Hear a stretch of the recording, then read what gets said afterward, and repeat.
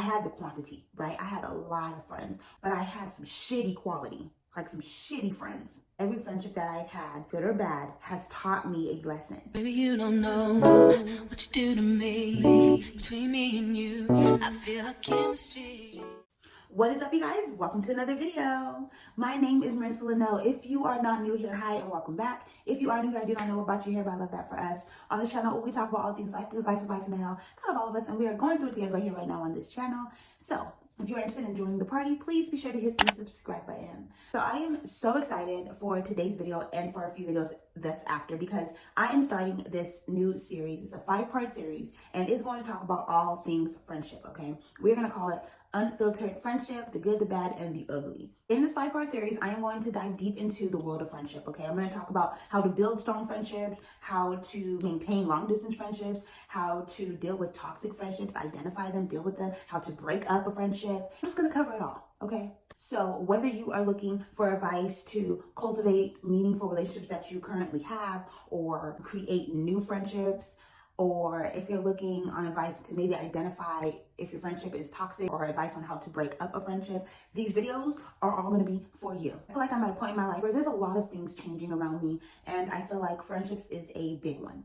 And I thought, what better time than now to talk about just the evolution of the different friendships that I have, and the different types of things that I'm going through in my personal life. So in this first video, I am going to talk about how to build a strong friendship and how to keep it thriving. So whether you're looking to build a new friendship, or whether you're looking to keep your current friendships thriving, I got you. Go ahead and grab your coffee, your tea, your wine, whatever vibe you're on. Let's sit down and let's talk about it. First things first, let's talk about what exactly makes a strong friendship. Now, me personally, there are 4 things that I truly do believe make a really strong friendship, okay? 4 things. First is trust. Obviously, I talk about trust a lot when I talk about relationships. In friendships, it's no different. Trust is the foundation of any relationship, whether it's platonic or whether it's romantic, right? So I'm always going to say and center any relationship around trust. Without trust, what do you got? Without trust in a friendship, it's going to be extremely hard to feel safe and to feel connected to someone. Next is mutual respect, okay? You have got to respect each other.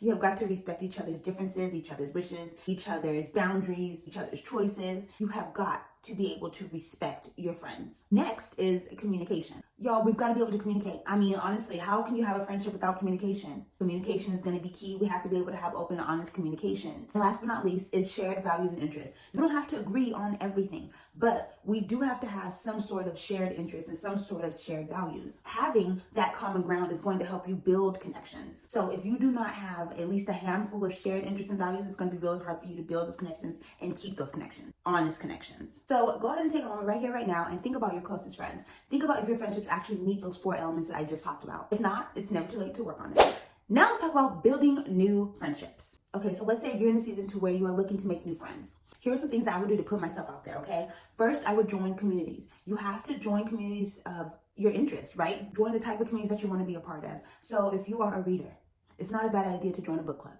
If you are a biker, join a cycling club. A hiker, join a hiking club. Or, shit, if you don't have time to do any of those things, because some people don't got time for that, there are a lot of online communities as well, right? So if you don't have time to take an hour or 2 out of your day to go somewhere and maybe actually go to like a book club meeting or something, there's a lot of book clubs online. So take advantage of those online communities. If you're a gamer, obviously there's a huge gaming community online.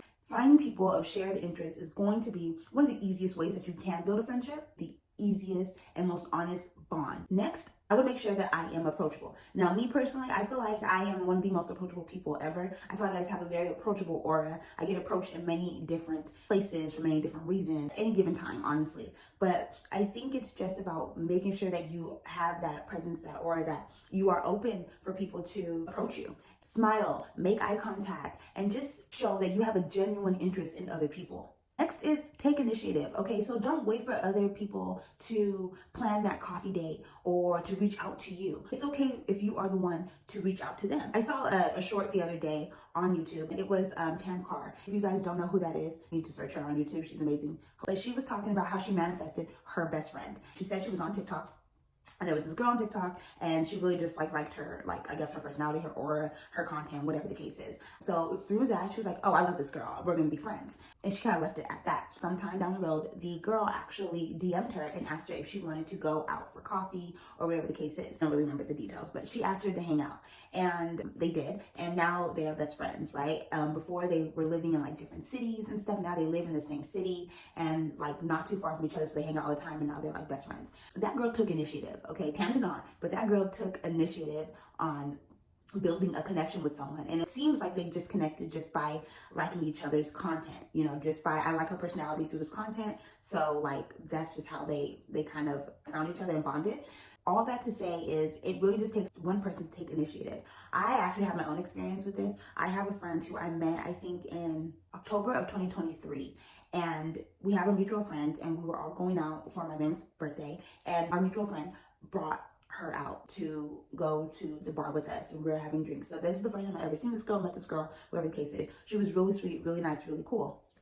So all night everyone's, you know, we're all getting along, we're talking and things like that. Well, her birthday was literally, I think 2 or 3 weeks later, and she actually wrote me on Instagram out of nowhere and asked if I would like to come to her birthday dinner. I thought that was so sweet. That was her taking the initiative of just inviting me to celebrate her birthday, which birthdays are very special. I feel like they're really intimate. I feel like you just want to be around people who you know and love and who love on you. So the fact that she wanted me around for such a special moment meant a lot. I was not able to make the birthday dinner because I had to work, but I was able to meet up after for like drinks and stuff. So I made sure to do that because, again, it takes a lot for someone to invite someone into such an intimate setting, right? Like an intimate moment in their life. So I did. And I'm very grateful for that because now that we do have a friendship, she took the initiative. Now, would I have ever taken the initiative? Probably so, eventually, but it took me a little bit more while. So I'm very grateful that she did. So all that to say is take the initiative. And then next is be patient. Building friendships, especially strong friendships, takes time, you guys. You have to give it space to grow naturally. Okay, I literally am all about growing organic and natural friendships and relationships. For instance, the friend that I was just talking about, the one I met in 2023, I just knew that something about this girl, I knew we were going to be like friends. I just knew she was like one of my kindred spirits. So we hung out a few times, still in like a group setting, and still talking via like a group chat instead of like talking just one-on-one. Eventually though, we got comfortable with just hanging out, just her and I, or just talking on the phone, just her and I, or just texting on the phone, just her and I. And I say all that to say is that you just really have to be patient, right? Building friendships really does take time.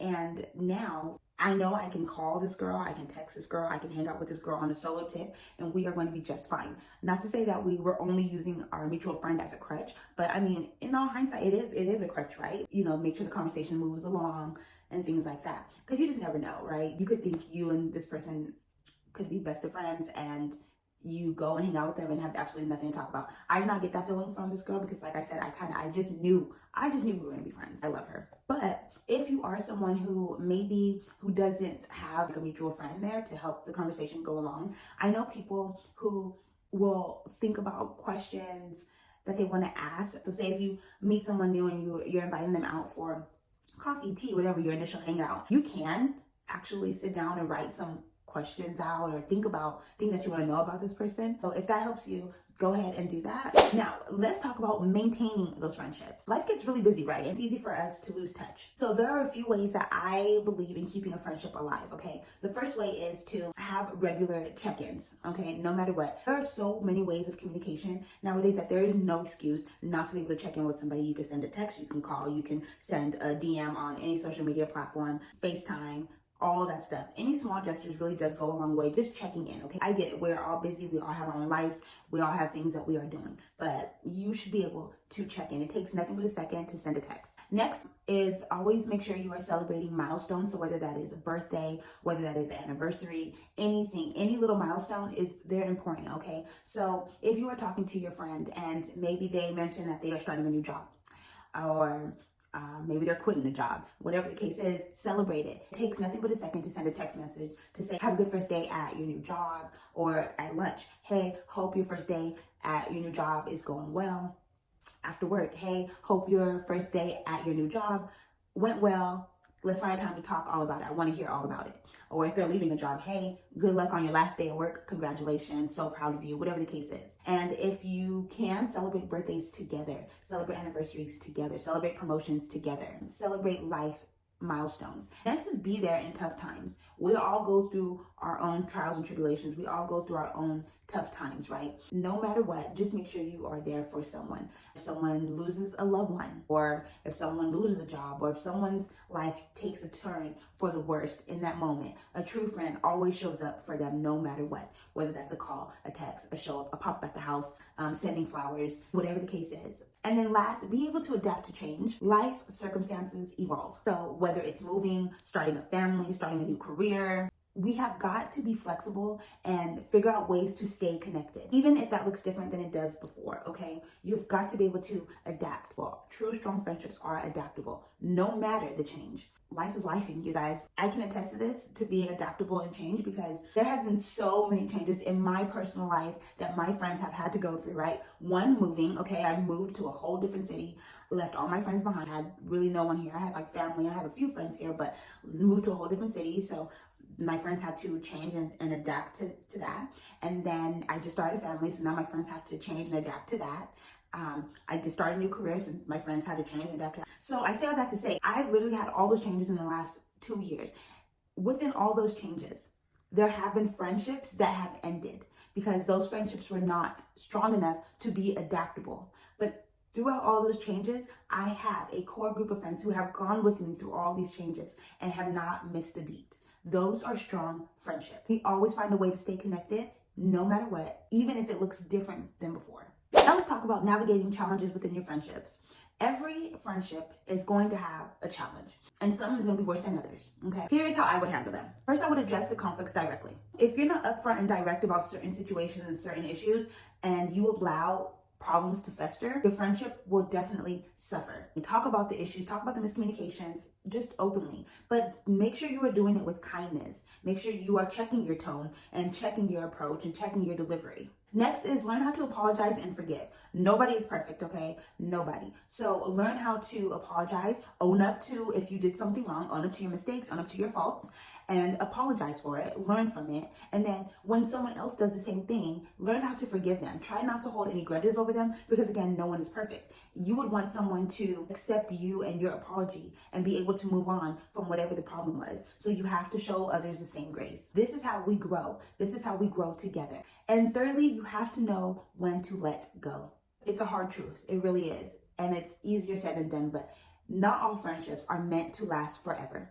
And this is something that I am learning more and more every day, and something that I am going through. This last year was a pivotal, eye-opening moment for me in understanding that not all friendships are meant to last forever. Some people are truly only in your life for a season and a reason.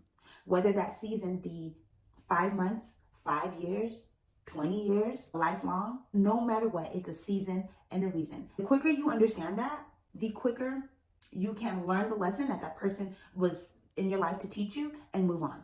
Remember, friendships are a two-way street. Both people need to put in effort to make it work.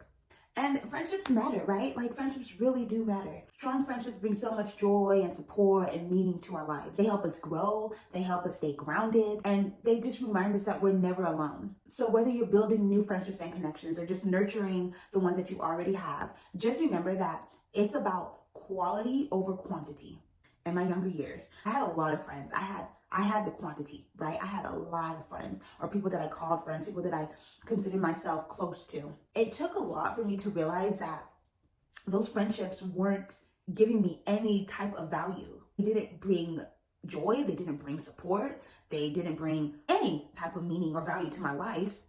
I had the quantity, but I had some shitty quality, like some shitty friends. And that's okay. I now know the things that I truly do value in a friendship. I now know and understand that people are literally in your life for a season and a reason. And I now know that no matter how short or long the season is, it is beneficial to me. Everyone's there to teach me a lesson. Every friendship that I've had, good or bad, has taught me a lesson. And each lesson is getting me closer and closer and closer to the woman that I want to be. So with all that being said, I would love to hear your thoughts on this. I would love to hear your thoughts on building new friendships, finding new connections. How are you finding these new connections? Are you joining communities? What types of clubs are you joining? What is it that you value most in a friendship? If you had to choose one thing, what would it be that you would value most in a friendship? For me, it's trust. Okay, I have to be able to trust my friends. I have to be able to trust my friends with my feelings. I have to be able to trust my friends with my emotions. What about you? Share your stories below, share your thoughts below.